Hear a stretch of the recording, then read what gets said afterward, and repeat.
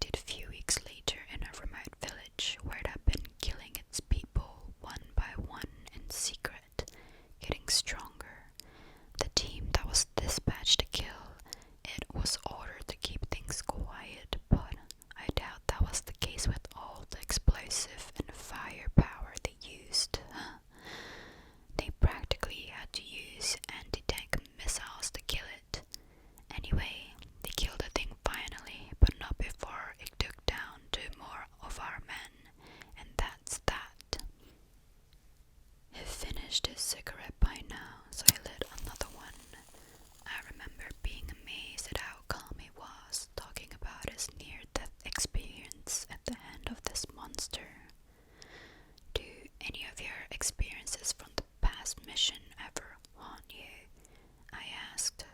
He shook his head. Nah, if you let it get to you in this line of work, you don't last for too long. A new recruit joined our company recently and was stationed at a park for a while. The place was rarely traversed by people even during daytime due to dangerous trails and stories about the place being haunted. The rookie told me about his time there, and while on most nights he said he'd seen nothing, there were occasions where he would poop his pants. For instance, when patrolling, it was a common rule that guards should never walk off trail. The rookie said the first time something happened, it was like this. He was walking on the trail and all was quiet when he heard bare footsteps on crunchy leaves in the dark. He stopped and pointed his flashlight, but nothing was there. He took a few more steps and again more footsteps, and the sound of leaves shuffling came from behind him.